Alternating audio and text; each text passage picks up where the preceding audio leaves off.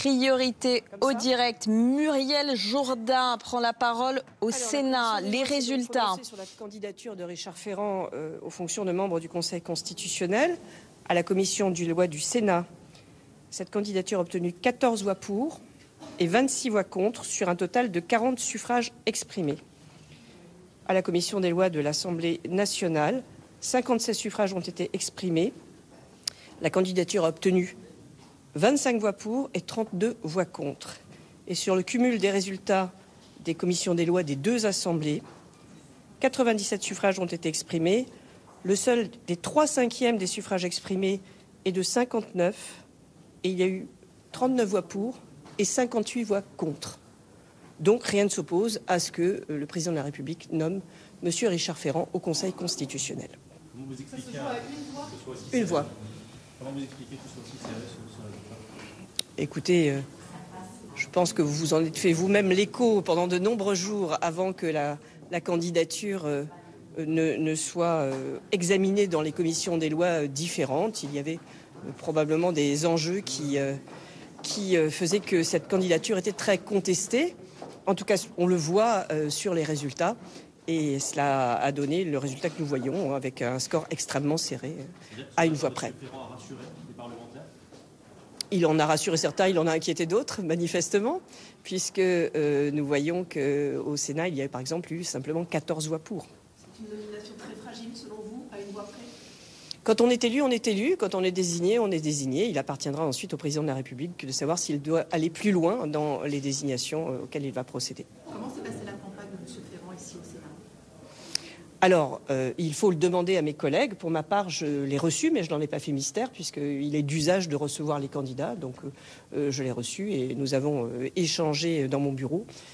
Pour le surplus, demander à mes collègues la façon dont ils ont été approchés, s'ils l'ont été, par M. Ferrand ou par ceux qui pouvaient soutenir sa candidature. Quel était le sens de votre entretien, si vous pouvez en parler ? Nous discutons de la façon dont les choses vont se dérouler, essentiellement. Et peut-être aussi, voilà, des questions qui pourront se poser. Lors de l'audition, certains sénateurs ont décrié son manque d'appétence pour la fonction. Vous avez senti ça aussi ? C'est une question qui s'est posée dans la mesure où, effectivement, il n'avait pas dans son cursus, notamment de formation ou professionnel, une appétence particulière qui se montrait, bien sûr, pour le droit, et notamment pour le droit constitutionnel, ce qui n'était pas le cas du candidat précédent. Est-ce qu'il fera un bon président du Conseil constitutionnel ? Vous m'en demandez trop. Il n'est d'ailleurs pas désigné en tant que président du Conseil constitutionnel. Pour l'instant, rien ne s'oppose à ce que le président de la République le nomme comme membre. Et ensuite, nous verrons. Est-ce que c'est pas inquiétant qu'il y ait de moins en moins de juristes et de plus en plus de gens issus de la classe politique qui prennent ces fonctions ? Il faut, je pense, un équilibre. Aussi, ça n'est pas un collège universitaire non plus, le Conseil constitutionnel. Donc, ça ne me paraît pas inquiétant dans le sens où il y a toujours néanmoins des juristes au Conseil constitutionnel. Quand Marine Le Pen désigne comme une maison de retraite de la vie politique, je suis pas trop d'accord. Une maison de retraite qui est extrêmement agitée. Alors, puisque je crois que depuis que la question de prioritaire de constitutionnalité existe, ils sont très très sollicités. Donc, je crois que c'est une maison où on travaille beaucoup. Et c'est tout sauf une maison de retraite, mais on dit à peu près la même chose du Sénat. Donc, vous savez, on est habitué à ce genre de dénigrement parfois de la classe politique. C'est dommage quand ça vient de la classe politique elle-même. Mais non, les juristes sont présents au Conseil constitutionnel. Il n'est pas mal non plus qu'il y ait une expérience concrète qui existe sur le terrain. Mais il faut bien sûr néanmoins avoir une appétence pour la chose juridique et des connaissances.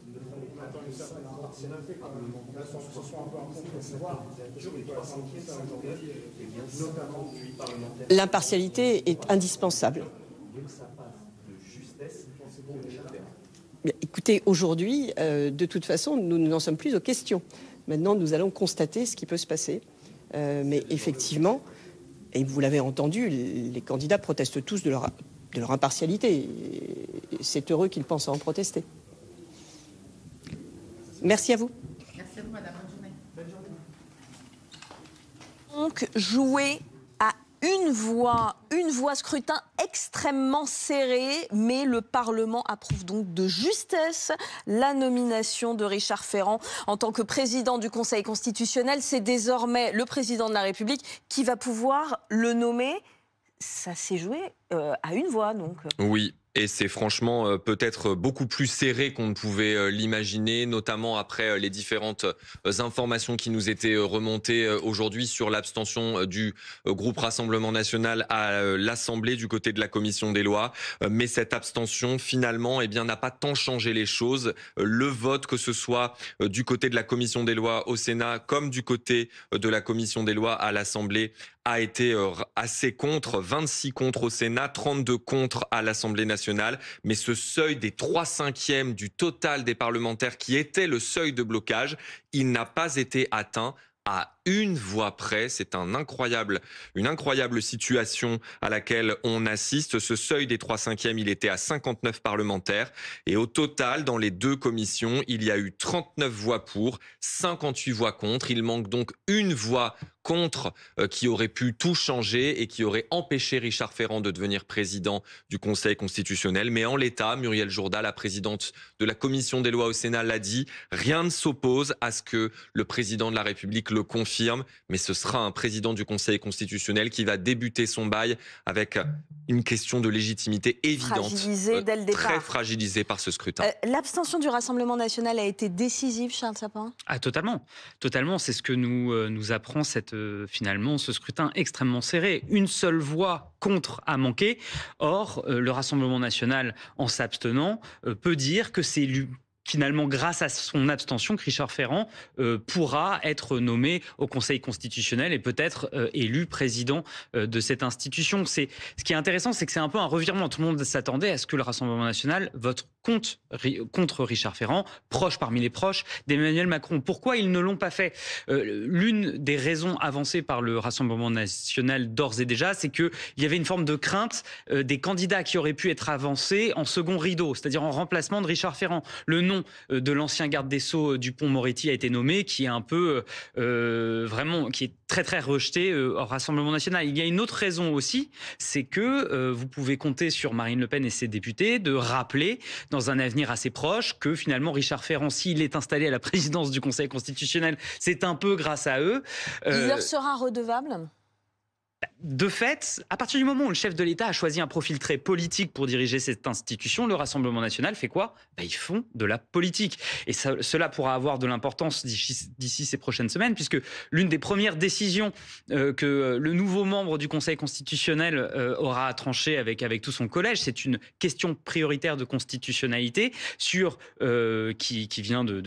a été posée par un élu local de Mayotte sur la question très précise des conditions d'application de l'inéligibilité avec exécution provisoire, soit exactement ce que la condamnation que risque Marine Le Pen dans cette affaire d'assistant parlementaire européen et dont le délibéré est attendu à la fin mars. Mais bon, alors derrière cette position capitale du Rassemblement national, on verra s'ils arrivent à le faire fructifier ou non. Il y a aussi derrière un scrutin très très serré, un semi-camouflé pour Emmanuel Macron.